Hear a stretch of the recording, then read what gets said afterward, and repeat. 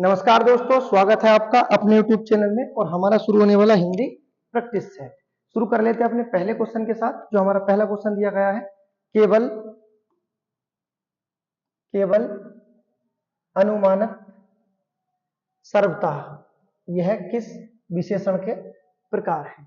ठीक है, अर्थात जो दिए गए हैं केवल, अनुमानतः और सर्वतः किस प्रकार के विशेषण दिए गए हैं। तो ये जो दिए गए हैं हमारे, ठीक है, ये दिए गए हमारे परिमाणवाचक विशेषण के। ठीक है, बाकी बात कर लेते हैं विशेषण के कितने रूप होते हैं, विशेषण के भेद कितने होते हैं। विशेषण के 4 भेद होते हैं। कौन सा होता है? पहला गुणवाचक, दूसरा आपका संख्यावाचक, तीसरा आपका सार्वनामिक या संकेतवाचक और चौथा आपका परिमाणवाचक विशेषण। विशेषण की अवस्थाओं की बात कर लेते हैं। विशेषण की कितनी अवस्थाएं होती है? 3। पहली होती है मूल अवस्था, उसके बाद उत्तर अवस्था और लास्ट होती है उत्तम अवस्था। ठीक है, तो विशेषण की अवस्थाएं भी याद रखना और विशेषण के भेद भी याद रखना। विशेषण होते क्या है? ऐसे शब्द जो संज्ञा सर्वनाम की विशेषता बताते हो, क्या कहलाते हैं? विशेषण कहलाते हैं। ठीक, उसके बाद देखते हैं दूसरा क्वेश्चन। वह आए तो मैं जाऊं, प्रयुक्त वाक्य में कौन सा काल है? काल का शाब्दिक अर्थ होता है आपका समय। एक टाइम निर्धारित होता है काल में कि बीता हुआ है, आने वाला है, चल रहा है। ठीक, इसमें दिया गया वह आए तो मैं जाऊं, अर्थात कितनी क्रियाएं हैं? 2 क्रियाएं दी गई हैं। वह आए तो मैं जाऊं, ठीक है, और 2 क्रियाएं जहां कहीं भी होंगी ये तो बिल्कुल फिक्स होगा कि वह काल किसका होगा? हेतु हेतु मध्य का होगा। चाहे वो हेतु हेतु मध्य आपका भूतकाल हो, चाहे वो भविष्य काल हो या वर्तमान काल हो। ठीक है, और किसी में हेतु हेतु दे नहीं रखा तो हम बिल्कुल डायरेक्ट इसे आंसर लगा देंगे ए। ठीक है, अन्य में होता तो हम अपना कोई हिसाब लगाते, जबकि दिया गया वह आए तो मैं जाऊं, इसमें कौन सा हो जाएगा? हेतु हेतु भविष्य काल हमारा हो जाएगा। उसके बाद देखते हैं नेक्स्ट क्वेश्चन नंबर 3 जो दिया गया है। कोई बच्चा नहीं खेलेगा, रेखांकित शब्द क्या है? देखो, कोई बच्चा नहीं खेलेगा, इसमें कोई शब्द के नीचे रेखांकित है, इसमें बताना है कौन सा शब्द है। अब देखो, कोई क्या है हमारा? ये हमारा एक सर्वनाम दिया गया है, जबकि बच्चा क्या है हमारा? एक ये हमारा संज्ञा है। ठीक है, लेकिन आपको याद रखना, जब कभी भी संज्ञा से पहले सर्वनाम आ जाए, जब कभी भी संज्ञा से पहले सर्वनाम आ जाए तो वह जो सर्वनाम होगा किसका रूप ले लेता है? सार्वनामिक विशेषण का रूप ले लेता है। अर्थात हमारा क्या हो जाएगा? ऑप्शन नंबर सी हो जाएगा। ठीक, उसके बाद देखते हैं नेक्स्ट क्वेश्चन नंबर 4। स्पीड के साथ करते हैं अपना प्रैक्टिस सेट। क्वेश्चन नंबर 4 जो दिया गया है, राम धीरे धीरे पढ़ता है, इस वाक्य में धीरे धीरे शब्द क्या है? अब देखो, ये जो धीरे धीरे है ये किसकी विशेषता बता रहा है? ये पढ़ता की विशेषता बता रहा था, पढ़ने की विशेषता बता रहे हैं। ये कैसे पढ़ता है? कैसे पढ़ता है? राम धीरे धीरे पढ़ता है। कैसे पढ़ता है? धीरे धीरे। तो ये धीरे धीरे किसकी विशेषता है? पढ़ने की। ठीक है, अर्थात ये क्या है हमारा? ये तो हमारा क्रिया है और इसकी विशेषता क्या होती है? तो क्रिया की विशेषता कौन बताते हैं? आपको याद रखना, क्रिया विशेषण। क्रिया विशेषण किसकी विशेषता बताते हैं? क्रिया की विशेषता बताते हैं, अर्थात ऑप्शन क्या हो जाएगा हमारा? डी हो जाएगा। ठीक है, क्रिया विशेषण जो शब्द होते हैं कैसे शब्द हैं? हमारे अभिकारी शब्द है, आप इसे बदल नहीं सकते। जो धीरे धीरे लिखा हुआ है, धीरे धीरे होता, तेज तेज होता, सब कैसे शब्द हमारे? अभिकारी होते हैं। उसके बाद क्रिया विशेषण के भेद कितने होते हैं जो एग्जाम में पूछे जाते हैं? 4 भेद होते हैं। पहला भेद कौन सा होता है आपका? कालवाचक क्रिया विशेषण। ठीक है, पहला क्या होता है? कालवाचक क्रिया विशेषण, जिससे किस चीज का पता चलता है? एक समय का पता चलता है कि सोहन सुबह को 8 बजे पढ़ता है, अर्थात क्या है? एक समय का पता चलता है। दूसरा क्या है आपका? रीतिवाचक क्रिया विशेषण। दूसरा क्या होता है? रीतिवाचक क्रिया विशेषण, जिससे क्या पता चलता है? तौर तरीके का पता चलता है। उसके बाद नेक्स्ट जो दिया गया हमारा तीसरा होता है एक स्थानवाचक, जिससे एक जगह का पता चलता है, कि स्थान का पता चलता है। जैसे सोहन कल दिल्ली जाएगा, कहां जाएगा? तो उससे एक स्थान का पता चलेगा, दिल्ली जाएगा। उसके बाद क्या है अगला? परिमाणवाचक। ठीक है, इससे क्या पता चलता है? एक नाप तोल का, जैसे जितना, उतना, कितना, इतना, क्या पता चलेगा? एक परिमाण का पता चलेगा। ठीक है, तो ये हमारे क्रिया विशेषण आपको याद रखना है कितने भेद होते हैं? 4 भेद होते हैं। और क्रिया विशेषण होते क्या है? तो जो क्रिया की विशेषता बताते हैं वह क्रिया विशेषण होते हैं, याद रखना है। उसके बाद देखते हैं क्वेश्चन नंबर 5 जो हमारा दिया गया है। अगला क्वेश्चन देखते हैं, हमारा जो क्वेश्चन दिया गया है पांचवा क्वेश्चन दिया गया है, राजा भिक्षुक को दान देता है, अर्थात दान देने की बात की है, अर्थात ऐसी चीज जो दे दी गई, सदा के लिए दे दी गई। ठीक है, जब चीज को सदा के लिए दे दी जाए तो कौन सा कारक होता है? ठीक है, संप्रदान कारक होता है। फिर उसमें कारक चिन्ह नहीं देखा जाएगा कि जैसे राजा ने भिक्षुक को, तो आप सोचोगे को तो कर्म में आता है। ठीक है, कुछ नहीं सोचना, अगर कोई चीज हमेशा के लिए दे दी गई, आंख बंद करके लगा देना, संप्रदान कारक। ठीक है, अलग होने की बात होती तो अपादान होता, कोई साधन का बोध होता तो कर्ण होता, कर्म की बात होती तो कर्म होता। ठीक है, ये कारक है, अलग से एक कारक की वीडियो बनाएंगे जिसमें सिर्फ कारक के ही क्वेश्चन होंगे।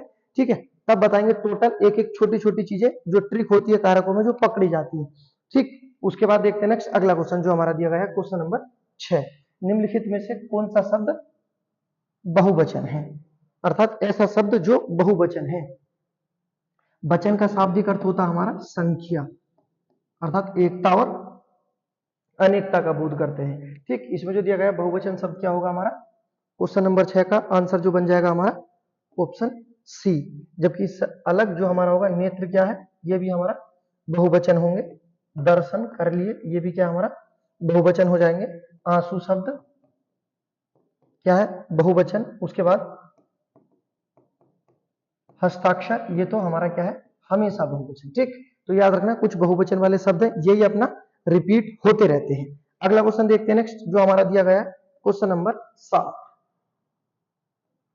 क्वेश्चन नंबर 7 दिया गया है, खिड़की किस प्रकार का शब्द है? अच्छा क्वेश्चन है, क्वेश्चन आया हमारा नया अलग टॉपिक है बिल्कुल। खिड़की किस प्रकार का शब्द है? क्या तत्सम है, तद्भव है, देशज है, विदेशज है, संकर है? जो भी है आपको बताना है। तो खिड़की हमारा कैसा शब्द है? ये हमारा देशज शब्द है, जैसे खिड़की। अगला शब्द रोटी, उसके बाद थप्पड़, झाड़ू, ठीक है, उसके बाद डिबिया, लोटा, ये सब कैसे शब्द है हमारे? ये हमारे देशज शब्द होते हैं। देशज शब्द की परिभाषा क्या होती है? ऐसे शब्द जिनकी उत्पत्ति का पता ना चले, उन शब्दों को क्या कहते हैं? देशज शब्द कहते हैं। याद रहेगा, देशज शब्द क्या कहते हैं? जिनकी उत्पत्ति का पता ना चले उसे देशज शब्द कहते हैं। उसके बाद देखते हैं नेक्स्ट अगला क्वेश्चन हमारा दिया गया है 8वां। इसमें पूछा है अधिसूचना, रिपीट क्वेश्चन है ये 8वां, कोई बात नहीं, पर हम करेंगे। अधिसूचना का जो अर्थ होता है ये होता है नोटिफिकेशन, जबकि इंडोर्समेंट क्या होता है? ये होता है आपका पुष्टि, जो पुष्टि करना होता है, अर्थात इंडोर्समेंट। उसके बाद जो दिया गया है स्टेटमेंट, इसका क्या अर्थ होता है? कथन। इनक्लोज्ड का क्या होता है आपका? संलग्न। क्या होता है? संलग्न होता है। चारों नाम याद रखना, ये हमारे पत्र लेखन का टॉपिक था, उससे क्वेश्चन आते रहते हैं। उसके बाद क्वेश्चन देखते हैं अपना क्वेश्चन नंबर 9 हमारा दिया गया है। क्वेश्चन नंबर 9 दिया गया हमारा, राम अयोध्या के राजा थे में कौन सा चिन्ह प्रयुक्त किया जाएगा? पहले तो मैं आपको बता देता हूँ, राम अयोध्या के राजा थे, इसके बाद पूछा है, ये नहीं पूछा है। कभी आप सोचो ये वाला चिन्ह पूछा, ये नहीं पूछा, अलग से पूछा है। ये तो एक नाम दे दिया, ठीक है। आपको बताना राम अयोध्या के राजा थे, इसमें कौन सा हमारा ब्राह्म चिन्ह प्रयोग किया जाएगा? जबकि ये जो चिन्ह होता है ये क्या हमारा? ये तो हमारा उद्धरण चिन्ह होता है, ठीक है, ये उद्धरण है, इससे अलग पूछा है। राम अयोध्या के राजा थे, अर्थात जहां वाक्य अपना पूर्ण रूप ले लेता है वहां पर कौन सा हो जाता है हमारा? पूर्ण विराम हो जाता है। ठीक, अल्प विराम आपको सभी को पता है, हंस पद या त्रुटि पद इस तरह से जो लगाते हैं, लिखने के लिए लगा देते हैं, ठीक है, तो ये इस तरह से हो जाता है, जिसे बोलते हैं हम हंस पद या त्रुटि पद बोल देते हैं। ब्राह्म चिन्हों की संख्या कितनी मानी गई है? 20 मानी गई है। किसके आधार पर? कामताजी प्रसाद के आधार पर, ठीक है। योजक विराम चिन्ह जो होता है कौन सी भाषा में प्रयोग नहीं करते? संस्कृत भाषा में योजक विराम चिन्ह का प्रयोग हम नहीं करते हैं, ठीक। उसके बाद देखते हैं क्वेश्चन नंबर 10 जो हमारा दिया गया है, निम्नलिखित में से कौन सा व्यंजन अल्प प्राण है? अब इनमें से एक तो अल्प प्राण होगा, बाकी सब महाप्राण होंगे। तो इसमें जो हमारा दिया गया है च, ये क्या हमारा अल्प प्राण है, बाकी तीनों क्या हो जाएंगे? हमारे महाप्राण हो जाएंगे। जबकि जो दिया गया है ख हमारे कौन से वर्ग में आता है? ये कै में आता है, किसके साथ? कंठ में आ जाता है। उसके बाद जो दिया गया है ख, ये होता है हमारा दंत, फ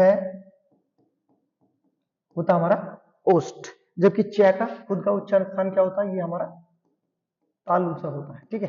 अघोष सघोष पूछे थे, सॉरी अल्पप्राण महाप्राण पूछे थे, तो क्या हमारा ऑप्शन नंबर सी हो जाएगा, ठीक। व्यंजन किनकी सहायता से बोले जाते हैं, तो स्वरों की सहायता से बोले जाते हैं, ठीक। व्यंजन को अन्य किस नाम से जानते हैं, व्यंजनों को हल के नाम से भी जानते हैं। उसके बाद देखते हैं नेक्स्ट अगला क्वेश्चन, क्वेश्चन नंबर 11। जो क्वेश्चन नंबर 11 दिया गया है,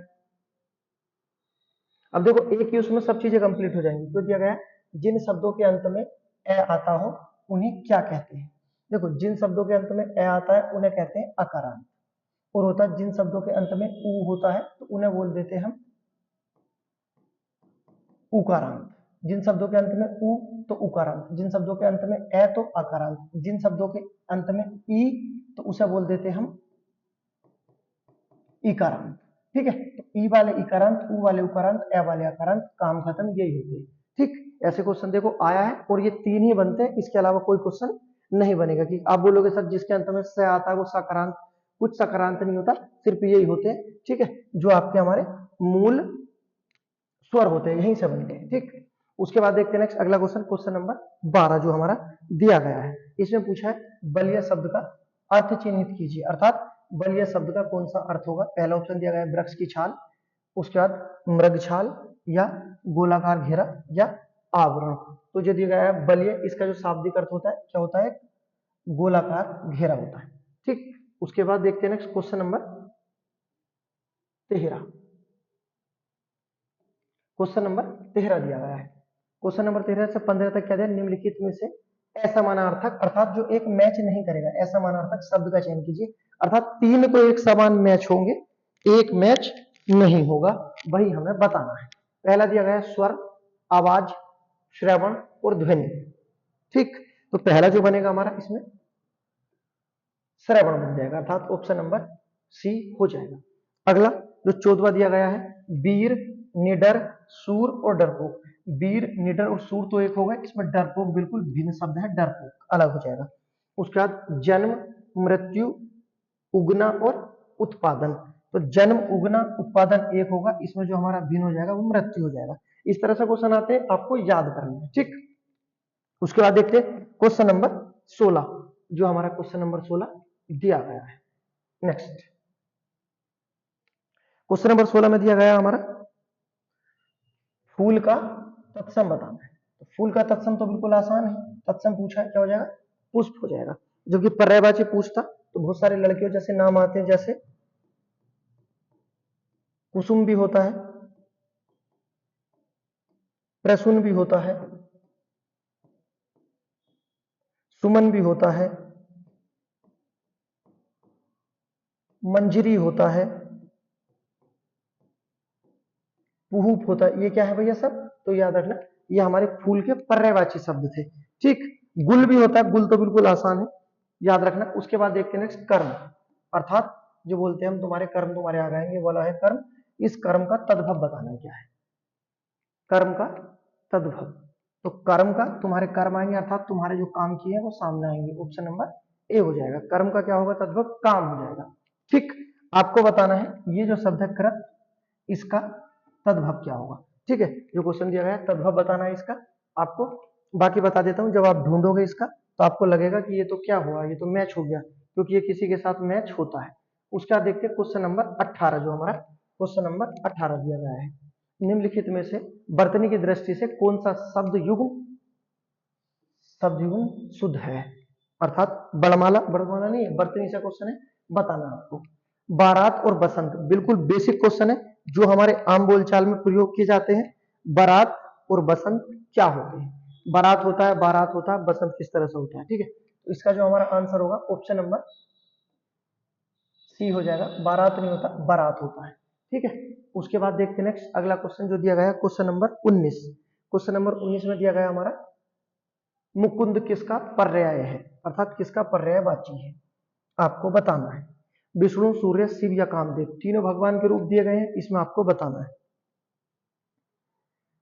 अब देखो जिसका आपका मुकुंद होता है उसी का आपका गरुण ध्वज होता है, उसी का क्या है, गरुण ध्वज, उसी का जनार्दन पर्यायवाची होता है, उसी का होता है चक्रपाणी, उसी का होता है नारायण, उसी का होता है विशंबर, उसी का होता है आपका लक्ष्मीपति। ठीक है, सब एक ही के हैं। उसके बाद उसे ही बोलते हैं हम माधव, उसी का रूप होता है विश्व रूपम, विभु भी उसे ही बोल देते हैं, बहुत महत्वपूर्ण पर्यायवाची है, बार बार पूछा जाता है। विभु, लक्ष्मीपति, नारायण, दामोदर, केशव, गोविंद। ठीक है, ये सब पर्यायवाची हैं, एक ही व्यक्ति के हैं, आपको याद रखना। क्योंकि पर्यायवाची आने हैं, ऐसा तो कुछ होगा नहीं कि पर्यायवाची गलत हो जाए।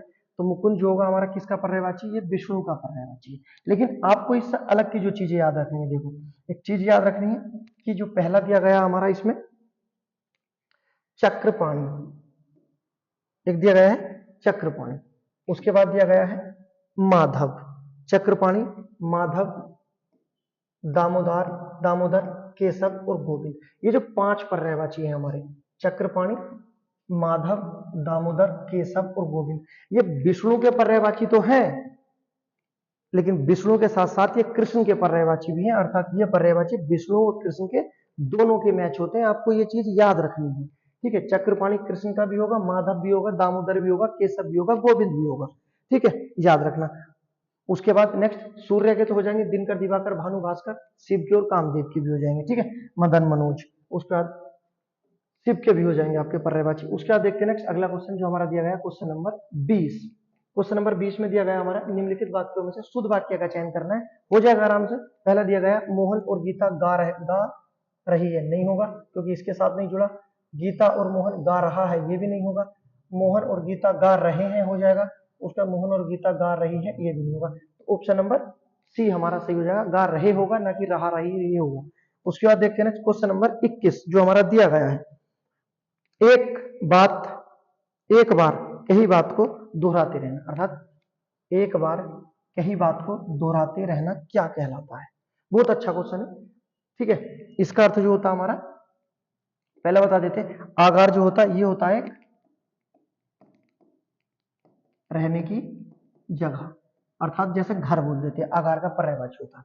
ठीक है, प्राकथन होता है पहले की गई बात, अर्थात ऐसी बात जो हमने पहले भी की है उसे क्या बोलेंगे, प्राकथन। प्रस्तावना का क्या होता है, इसका अर्थ होता है आरंभ करना, प्रस्तावना। तो बचा क्या हमारा पिष्ट पेषण, क्या हो जाएगा, एक बार कही बात को दोहराते रहना, अर्थात हमारा क्या बनेगा ऑप्शन नंबर सी, पिष्ट पेषण सही हो जाएगा। ठीक, तो याद रखना। उसके बाद देखते हैं नेक्स्ट अगला क्वेश्चन 22 का क्वेश्चन, जिसमें टाइम लगेगा नहीं उसे हम टाइम लेंगे नहीं। चंगा कटौती में, मन चंगा कटौती में गंगा, ऑप्शन नंबर बी हो जाएगा। उसके बाद पाप का घड़ा भरना, मुहावरे से क्वेश्चन है। पाप का घड़ा भरना मुहावरे का अर्थ है, अर्थात पाप की पराकाष्ठा होना, पाप का उदय होना, पाप कमाना, पाप मोल लेना, क्या होगा, पाप की पराकाष्ठा होना, पाप का घड़ा भर जाना। उसके बाद नेक्स्ट अगला question, question number 24। Question number 24 हमारा दिया गया है सही कहावत को पहचानना। अच्छा, इस बार कहावत पहचाननी है।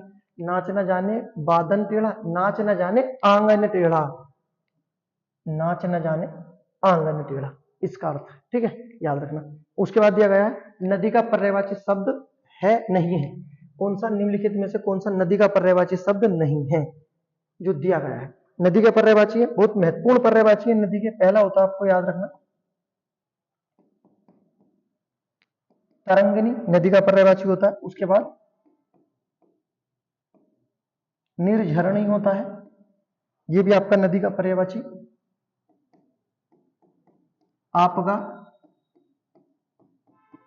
निम्नगा, ये सब किसके पर्यायवाची हमारे, नदी के पर्यायवाची। उसके बाद वाहिनी, बहुत महत्वपूर्ण पर्यायवाची है, याद रखना। कुलकसा, कौन सा, कुलकसा। उसके बाद नेक्स्ट सिंधु सिंधुगामिनी किसका पर्यायवाची है हमारा? नदी का पर्यायवाची है। चट्टानों से आती है, इसी कारण बोलते हैं शैलजा। ठीक है, ये किसके पर्यायवाची है? सब आपके नदी के पर्यायवाची है। इससे अलग जो होता हमारा, जो आसान है,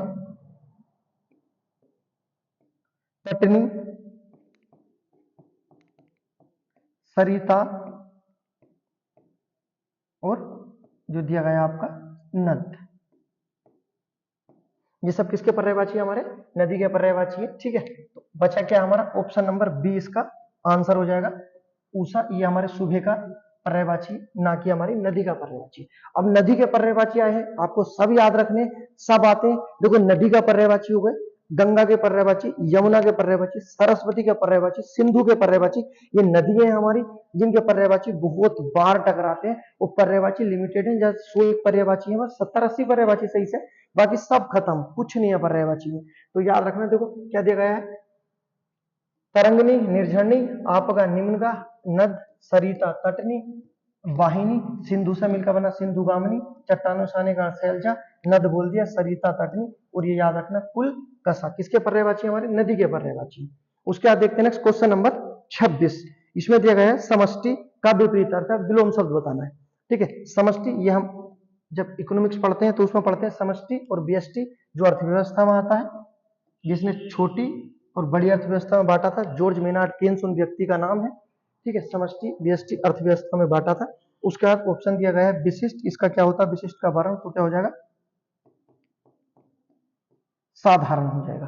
ठीक है, ये आपको याद रखना है। उसके बाद नेक्स्ट जो आपका गिव अवे क्वेश्चन है, वो आपको बताना है कि हिंदी वर्णमाला में ऐसे कितने शब्द हैं जो अमानक है, अर्थात हिंदी वर्णमाला में अमानक वर्ण बताने हैं, कितने हैं और कौन कौन से हैं, ये भी बताना है। ठीक, उससे अलग सबसे महत्वपूर्ण जो आपको बताना है कि क्वेश्चन है आपका, जो आपके होते हैं आयोग भाव, इनका उच्चारण स्थान क्या है। ठीक है, आप आंसर देते हो, बहुत अच्छा लगता है। ठीक है, उसके बाद मिलते हैं नेक्स्ट वीडियो में नेक्स्ट क्वेश्चन के साथ।